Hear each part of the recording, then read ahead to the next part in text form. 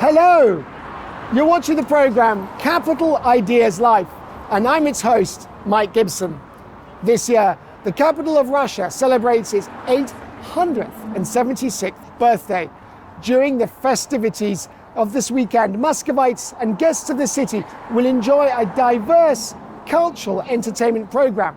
The events have already begun, and I suggest not to waste any time, but to plunge right away into the bright atmosphere of City Day. On today's program, a parade of trams and ships, a technology show and themed festivals, a look at how the Russian capital celebrated its birthday. Awards were presented to the winners of the 23rd International Pushkin Competition in Moscow. The Made in Moscow festival was held for the first time in the Russian capital.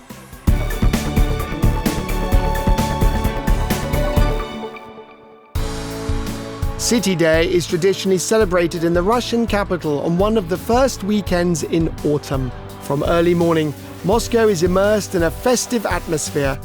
The city streets are decorated with floral arches, flags, and vibrant pieces of art. Muscovites received their first congratulations on the day from the President of the Russian Federation, Vladimir Putin. Unique in its beauty and ancient majesty, our capital invariably gazes to the future and rightfully personifies everything that is bright, talented, cutting edge. It impresses with its rapid and dynamic development, with the unceasing rhythm of a bustling, ambitious metropolis. It inspires with its energy and, of course, with its truly limitless possibilities. 3 large transport facilities were completed and launched specially in time for City Day, a 6-lane backup route for Kutuzovsky Prospect and 2 Moscow-size highways. Dear Mr. President, we have established a great tradition when on City Day we launch large infrastructure projects that you have overseen and helped us with. And today, we are delighted to say we are ready to launch 3 big projects. Over the holidays, hundreds of events took place across all regions of Moscow.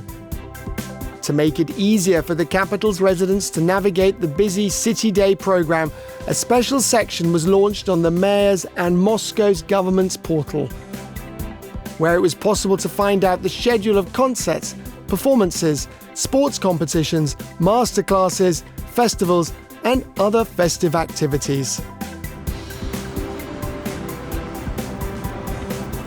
3 unusual parades were organized on City Day by the Moscow Department of Transport. For example, a variety of more than 50 passenger ships sailed along the Moscow River from the Southern River Station to the Andreevsky Bridge.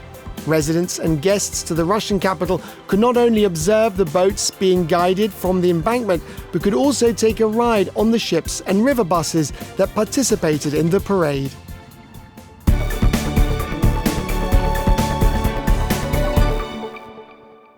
Traditionally, the capital of Russia celebrates its birthday in early September. The city is especially beautiful at this time. Hello! In my opinion, the best way to enjoy views of Moscow in the autumn is from a tram window, especially if the tram is historical. It was possible to go for a ride in one of the oldest carriages during the festive tram parade. The Moscow Department of Transport has organized this traditional event for several years in a row to show residents and guests to the Russian capital how Moscow electric trams, a cozy form of transport, first originated and how they have since developed. The most important task stands before us, the development of the Moscow tram. More than 600,000 Moscow residents choose and use this type of transport daily. There are 500 tram cars running along 35 city routes. We are developing the Moscow tram step by step, making it safer and more comfortable for passengers. To do this, we're physically isolating tram tracks, reconstructing infrastructure, we're changing tracks and segregating them. Over 4,000 employees work every day to ensure the safe transportation of our passengers. This year, 21 tram cars took part in the parade. This festive column passed through the northern east of the city, from the Bauman tram depot and past Vedianka to the Ostankina turning circle and back. The parade featured such unique exhibits as, for example, an F-type or Fanarny tram, which carried passengers in the early 20th century, or the famous Tatra T2 tram from Czechoslovakia, a veteran tram that has traversed the city streets for more than 30 years. We are traveling in a complex carriage. This is the 2170 carriage. This carriage is a movie star. It has featured in a number of Soviet films. The Meeting Place Cannot Be Changed, Pokrovsky Gate, and a number of other famous Soviet films. The carriages not only carried passengers, but were also used for household jobs. Here is a columnar trailer car, which worked as a track measuring tool to monitor track conditions. The 2170 tram is considered one of the symbols of the Moscow tram transport system. It has been traveling the capital streets for almost half a century. Everything that was produced in Tsarist Russia until about the 50s to 60s has a number of characteristic features. The wooden bench seats, as you can see, they lasted until 74. The slatted floor is deliberate. Note that the floor has somewhat of a slope from the center of the car to the edges and slatted strips. Now, why is this done? Firstly, for ease of cleaning, that is, it's convenient to sweep onto the platform and everything onto the street, as well as in wet weather, when there is snow, slush, etc. Everything that passengers bring on their boots, all the dirt. It would flow beautifully along these rivulets, so people didn't get wet in their felt boots. That was really great. Thank you. Bye-bye.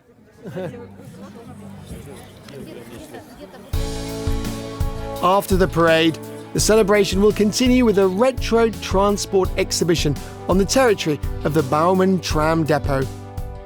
I really liked the trams themselves, the atmosphere, and in fact plunging into the world of history, touching it, feeling it, and it was very cool. Son, how did you like it? Yeah, a lot. We really liked it. I would like to plunge into that time, during childhood. I mean the 60s, the end of the 50s, to tell people somehow, to convey to them the impressions of that time, what kept people busy, the atmosphere that they lived in. And it truly is wonderful that there is such an opportunity to see it all. At the exhibition, one could see unique cars from the Special Purpose Garage Museum of the Federal Security Service of Russia, as well as from private collections. For example, the famous Soviet car Gaz M21 or Volga. This exhibit looks like it just came off the production line. Car enthusiast Mikhail Benjik did a great job and literally gave the old car a second life. I was obsessed with these cars, and I never thought I'd ever own one since I was too young for all these movements. But I got involved in it, and I mean, it worked out. Passengers on the Moscow Metro Circle Line were able to see another transport parade in honor of City Day. Trains of different series ran along the line, ranging from historical to the most contemporary models.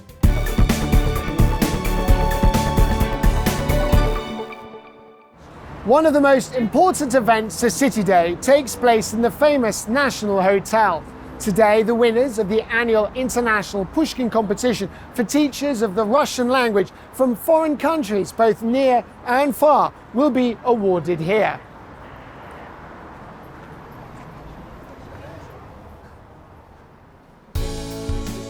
The International Pushkin Competition for teachers of Russian language and literature has been held annually since 2000. Its main goal is to support the most enthusiastic and talented Russian teachers from other countries. For many years, the competition has been organized by the Moscow government together with the editorial office of a Rossiyska Gazeta newspaper. The minister of the Moscow government and head of the Department for External Economic and International Relations of the city of Moscow, Sergei Cheromin, made a welcoming speech at the official awards ceremony. For us, the Pushkin competition is very important because it allows us to gather in Moscow the best Russian teachers from many countries of the world, from different continents. They continue to courageously bring Russian culture, Russian literature, to society, to their students, their pupils, that is. And ultimately, they enrich them with their knowledge of Russian traditions. Born as what seemed like a wonderful one-time event, our competition has become international. Just imagine, in 23 years, we've had more than 6,000 people take part, and 1,150 have become laureates. The competition's organizers noted that today, speaking Russian in some countries of the world is a challenge, and teaching the language of Pushkin and Dostoevsky requires real courage. However, thousands of teachers around the world continue to preserve the great Russian word and teach it to school children and students. Trade and economic relations with Russia are constantly developing every day, and we need specialists in this field, meaning that both translators and those getting a job in different companies will work there. That's why we have a shortage of translators. And we are, of course, trying to somehow help and to teach people more in order to educate specialists in this very important field. I became a laureate of the Pushkin competition, and this is a big step for me and for our institute, because now my students will study the Russian language more deeply. And this evokes interest in the Russian language, in studying the Russian language. And they can now live in Russia. Ultimately, they can become a bridge between the countries of India and Russia. This year, the organizing committee received more than 300 works from 23 countries. The main theme of the competition were the words from Anna Akhmatova's poem, Courage. And we will preserve you, Russian speech, the great Russian word. These lines were written by the poetess in Tashkent during the 1942 evacuation, when the country was fighting fascism. Members of the jury selected 50 winners who were invited to the Russian capital to receive their awards. It is very important for us that people don't rewrite the manual on how to learn Russian, so that they say why, who, how, and for what reason the Russian language is taught in their class, in their country, their school. In principle, these teachers are very competent experts, a cardiogram of sorts, depicting the state of the Russian language both in nearby and faraway foreign countries.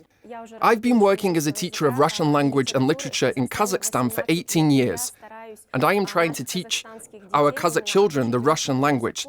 And this competition, I learned about it by chance.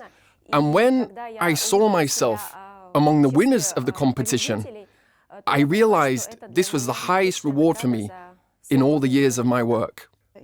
I teach Russian to children for whom, for many of them, Belarusian is their native language. And it's great to show them the compatibility of languages, their differences, to teach them how to communicate easily in their first and second language. Because the more languages we know, the more cultured and, I guess, the more humane we are as people. We don't only teach language, but also culture and literature. And you know that Pushkin is such a great writer. And besides this, we even have other writers, including Dostoevsky or Tolstoy. You know that we have such great people, for example, Mahatma Gandhi. These people, such as Mahatma Gandhi, were influenced by Tolstoy. And that's why we love literature, Russian literature and culture, and of course, the language. After the official awards ceremony for the competition's winners, an ensemble playing traditional Russian Romance music performed in front of the foreign teachers.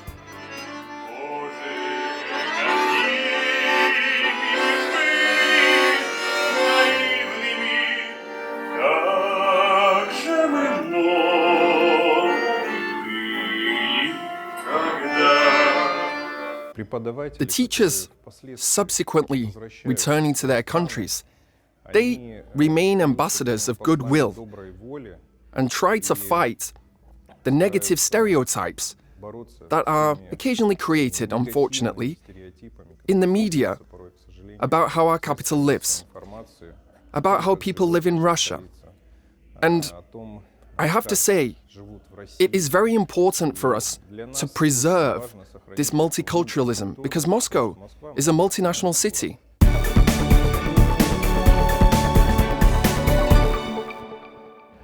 All the central squares and boulevards are completely at the disposal of the participants and guests of the festival today. Just look at how many people have come here to celebrate the birthday of the best city on earth.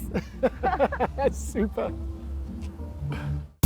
During City Day, 26 festive venues operated in Moscow, located not only in the center of the capital, but also in all of its districts.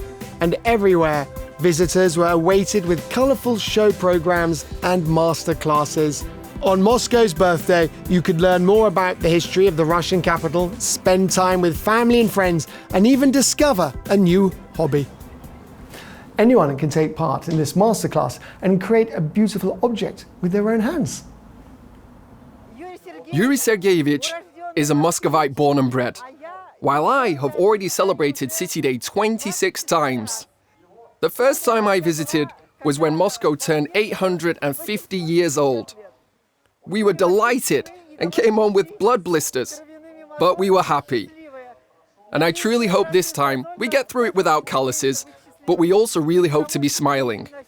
We enjoy going to all the festivities, all the installations. And yesterday, the mayor gave us another gift, or rather the president did, the MCD4 line to Aprelyevka.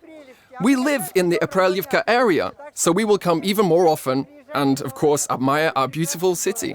It's first time and I'm astonished by the scenes in here.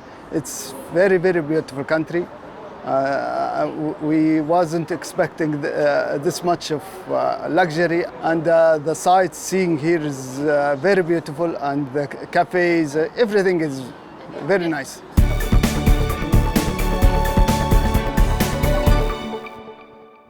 Good Moscow. This is the name of the festival, which is currently taking place on Tsvetnoy Boulevard. Here, you can learn all about the work of the largest Moscow non-profit organizations and charitable foundations. Also, you can purchase the products produced by these charities. This year, more than 40 charities from the capital took part in the Good Moscow Festival. All of them help children and adults take care of the environment and homeless animals, support disabled people and people with mental health issues, as well as citizens in difficult life situations. The Good Moscow Festival has existed since 2015. It's a big, important event for representatives of the non-profit sector in the city of Moscow and for people performing a very big and important job. Tell me, it's just been 8 years. How does today's festival compare to what it was 8 years ago? Today's festival is truly grand in scale, and it cannot be compared to any of those held before it. This year we have collected all the positive experience that we've accumulated over the years of holding this event, and we've tried to manifest all the best parts. And I think we did a great job. We have the opportunity to be here with this wonderful stand, to bring all this to life. And all the donations that we receive here go to aiding children, aiding foster families, and aiding our programs.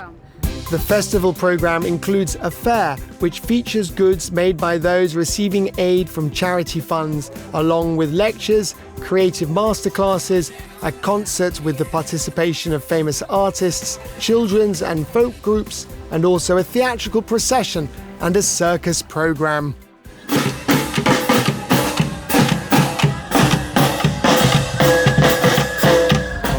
A wonderful day, wonderful weather. We caught the drummers performing, we just arrived, and now we're walking around, looking about, and as you can see, there are lots of art-related works.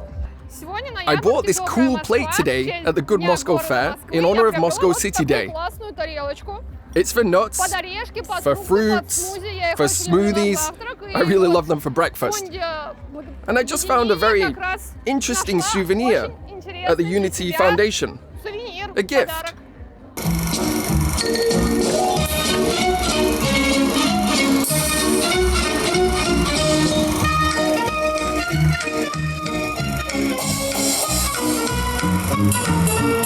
Moscow is a superb city, the best city on earth. I think that a lot of people, amazing people, have a hand in making the city better, cleaner, and happier year after year. I think they do a great job of it, and this event is confirmation of that fact. Ekaterina Inzemtseva, a mother of several children, is raising a daughter with cerebral palsy. Several years ago, she, together with her team, founded a charity fund that provides comprehensive aid to children with special needs. Our children are developing, they're creative, and we're creating these wonderful cups. Beautiful. Handmade ceramics. Next, we create paintings like this here. The children do it with their hands. They do it with their hands? They paint with their fingers. And we have several techniques. We have the gold leaf technique, then acrylic painting. Besides that, they also create these fragrant sachets that can also be used in everyday life. Motivation, you see, is very important for the children. We come up with ways to also make the classes useful. And a mug? What is a mug? For a child with cerebral palsy, it's also an opportunity to grasp something, to develop their grip. And we came up with various ornaments and designs to make the mug more interesting so that the child wants to drink from it.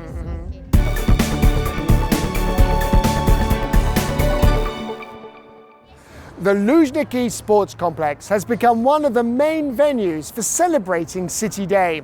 In just a few minutes, a grand musical show with the participation of pop music stars, athletes and ballet dancers will begin here. So don't go away, we're going to show you all the fun. On this day, all the stands of the Luzhniki Grand Sports Arena were filled with spectators. For one evening, the stadium became a mini version of Moscow. On the field, where football is usually played, models of Guess 2, Moscow City, the soaring bridge of Zaryada Park, and other iconic symbols of the capital sprouted up as the set decorations for the show. It's just incredibly beautiful, incredibly grandiose. We always come to Moscow Day, but being at such a grand scale event like this one here, this is honestly my first time. A very cool concert, very powerful, all done in the Moscow style, the real deal. It's simply incredible. Such a surprise. We didn't expect any of it. We've seen all these lights, and we see these people. We're truly amazed at everything that's happening here. Famous artists and groups performed in succession at the Grand Sports Arena, all performing compositions dedicated to the best city on earth. Moscow Beat, Song of Moscow Students, Rhythm of Moscow, and many others. At the same time, the festival square of the Luzhniki Sports Complex hosted exhibitions dedicated to Moscow brands. For the first time in history, Made in Moscow, a large-scale festival of goods and services, was held as part of the Moscow Urban Forum. It gathered more than 400 brands from Russia's capital. The exhibition area was divided into themed zones: services market, goods market, children's area, food courts, multimedia center, and many others. And I really like that there is an opportunity to distract children from their phones. Yes, and you're able to get them keen on other things that are important, and more beneficial to their health. There are a lot of people here, a lot of activities. We're truly spoiled for choice. It seems to us like it's going on forever. We walk around, we see snowboards, skating, and this surprised me, tubing, which is a winter sport, in September. Now that is truly unusual. The capital of fashion, sports, taste, family values, creativity, and the future. All this is about Moscow and for Moscow. On its birthday, this unique city once again demonstrated its best achievements and projects. And it displayed that at 876 years old, all this is just the beginning.